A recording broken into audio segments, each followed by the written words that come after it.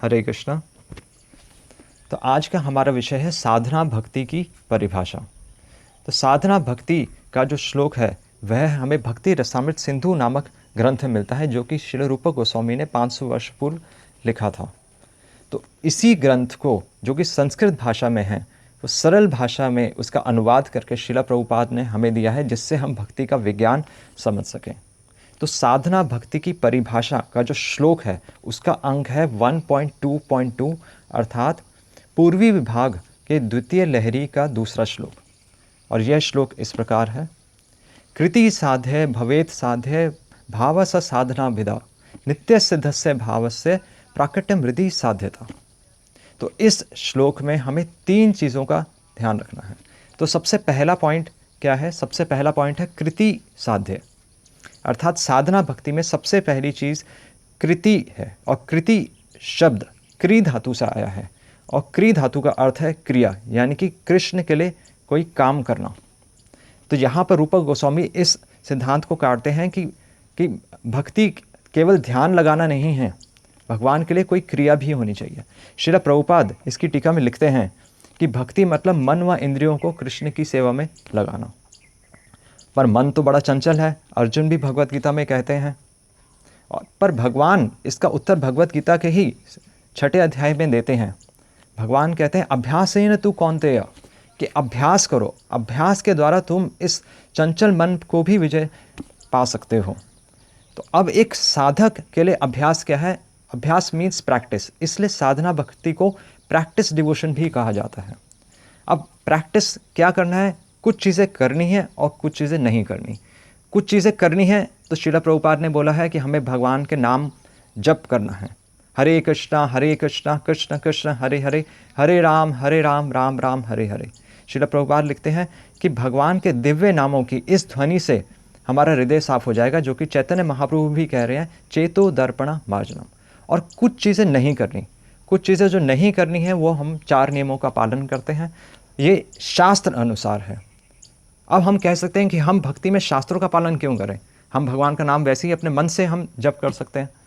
तो भगवान 16वें अध्याय के 23वें श्लोक में कह रहे हैं, यह शास्त्र विधिम उत्सृज, जो शास्त्रों की विधि को छोड़कर वर्तते काम कारतः, अपने मन से काम करता है, स न सिद्धिम अवापनोति न सुखम न पराम गतिम, उसे न सिद्धि प्राप्त होती है, ना सुख और ना उसकी परम गति होती है। इसलिए नियम पालन ज़रूरी है। और इसीलिए साधना भक्ति का पहला एक अंग, उसको वैदिक भक्ति भी बोला जाता है, अर्थात विधि अनुसार की गई भक्ति, जब भगवान के लिए हमें अभी आकर्षण उत्पन्न नहीं हुआ है। तो दूसरी चीज़ श्लोक में है कृति साध्य भवेत साध भावना। कृति साध्य भवेत साध्य भाव, भाव भाव होने चाहिए। यानी कि यहाँ पर साधना भक्ति में भाव की एक झलक रूप गोस्वामी दे रहे हैं। और वो झलक क्या है कि हम भगवान के लिए अगर कुछ साधना कर रहे हैं तो हमारे भाव भी भगवान की तरफ प्रकट होने चाहिए। तो वो भाव की किस प्रकार है, उसको हम इस प्रकार समझ सकते हैं कि जिस प्रकार एक गृहिणी की अपनी पति की सेवा पूरे साल करती है, पर अगर वही गृहिणी अपने पति को मुस्कुराकर प्रसाद अर्पण करे तो पति के दिन की पूरी थकान वहीं ख़त्म हो जाती है। तो इसलिए हमें कृष्णा के लिए सेवा करनी है, पर सर्विस विद अ स्माइल, ये बहुत ज़रूरी है, क्योंकि भक्ति खुश होकर ही की जा सकती है। भगवान भगवत गीता में कहते हैं, इसका प्रमाण दे रहे हैं, सुसुखम कर्तुम अवयम, 9वें अध्याय में, भक्ति सुखपूर्वक है। तो ये सुख कब आएगा? जब भगवान के लिए हमारे भाव जागेंगे। और भगवान के लिए भाव कैसे जागेंगे? जिसकी हम सेवा करेंगे बस उसके प्रति हमारे भाव जागेंगे। इसीलिए श्रील प्रभुपाद कहते थे कि डीटी वर्शिप बहुत ज़रूरी है भक्तों के लिए। डीटी वर्शिप में एक भक्त भगवान अपने स्वामी के उठने से पहले उठता है, उनको भोग लगाता है, उनको सुलाता है, उनको फूल अर्पित करता है और अपने अच्छे गुण अर्पित करता है। तो भगवान की अर्च विग्रह की सेवा करके हमारे भाव उत्पन्न होते हैं, ये बहुत ज़रूरी है। और तब भगवान में राग आता है, और उसी को बोलते हैं रागानुगा भक्ति, जो कि साधना भक्ति का दूसरा अंग है।